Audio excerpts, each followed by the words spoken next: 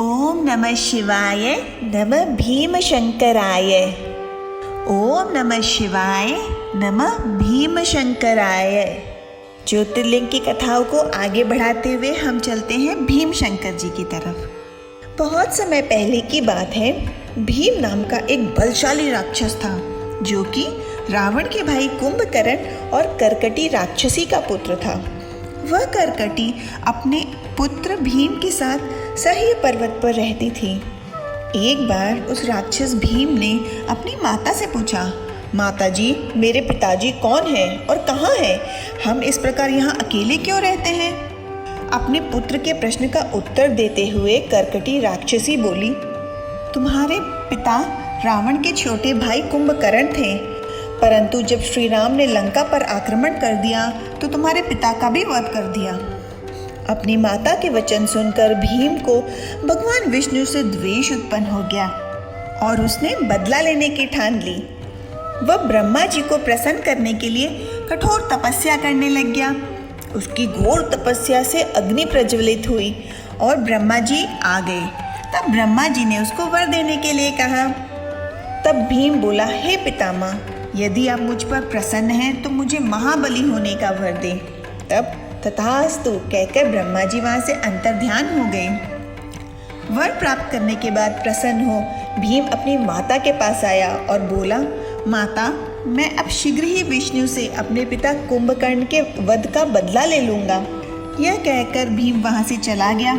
उसने देवताओं से भयानक युद्ध किया और उन्हें हराकर स्वर्ग पर अधिकार स्थापित कर लिया। स्वर्ग पर अपना अधिकार स्थापित करने के बाद उसने कामरूप देश के राजा से युद्ध करना आरंभ किया। उसे युद्ध कर जीत लिया और उसके खजाने पर अपना अधिकार जमा लिया।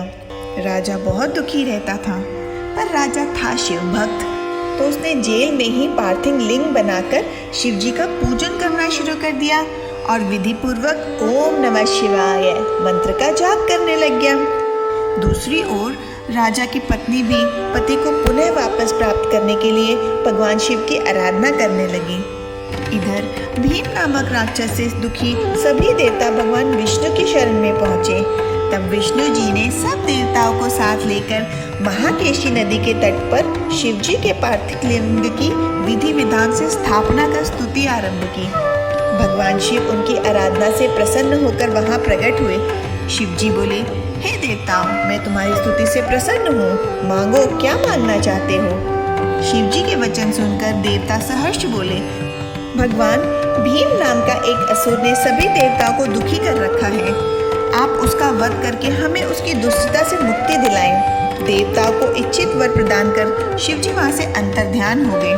देवता बहुत प्रसन्न हुए और जाकर राजा को भी सूचना दी कि भगवान जल्दी ही शत्रु भीम का नाश कर तुम्हें मुक्त कर देंगे। जब उस राक्षस भीम को यह पता चला कि राजा कैद खाने में ही शिव जप कर रहा है, तब वह क्रोधित होकर जेल खाने में पहुंचा। भीम राजा से बोला, हे दुष्ट, मैं तुझे मारने आया हूँ। तू ये कैसा अनुष्ठान कर रहा है मुझे मारने के लिए? जल्दी बता, नहीं तो मैं तेरे इस तलवार से टुकड़े टुकड़े कर डालूंगा। इस तरह भीम और उनके अन्य राक्षस राजा को धमकाने लगे। राजा भयभीत होकर मन ही मन भगवान शिव से प्रार्थना करने लग गए। वह बोले, हे देवाधिदेव कल्याणकारी भक्तवत्सल भगवान शिव, मैं आपकी शरण में हूँ, आप मेरी इस राक्षस से रक्षा करें। इधर जब राजा ने राक्षस की कोई बात का जवाब नहीं दिया तो वह क्रोधित होकर तलवार हाथ में लिए उस पर झपटा। एकाएक वह तलवार शिवजी के पार्थिव लिंग पर पड़ गई और उसमें से भगवान शिव प्रकट हो गए। उन्होंने अपने त्रिशूल से उस तलवार के 2 टुकड़े कर दिए। फिर उनके गणों का दैत्यों के साथ महायुद्ध हुआ। उस भयानक युद्ध से धरती और आकाश डोलने लग गई। ऋषि देवता सब आश्चर्यचकित रह गए। तब भगवान ने अपने तीसरे नेत्र की ज्वाला से भीम को नष्ट कर दिया, जिससे वन में आग लग गई। अपने कल्याण भक्तों का कल्याण करने के लिए कल्याणकारी भगवान शिव सदा के लिए उस राज्य में पार्थिव लिंग में विराजमान हो गए। संसार में यह भीम शंकर के नाम से प्रसिद्ध हुए। भगवान शिव का यह लिंग सदैव पूजनीय है और सभी आपत्तियों का निवारण करने वाला है। ओम नमः शिवाय। शिव जी की महिमा गाइए और औरों को भी सुनाइए।